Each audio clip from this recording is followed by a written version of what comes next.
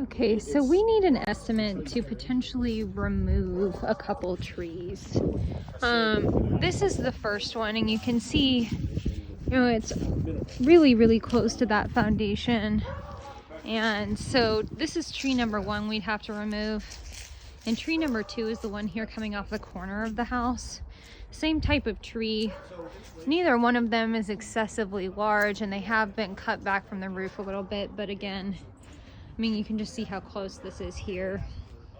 And then this is just a view of, the capability to get into the yard here with these trees.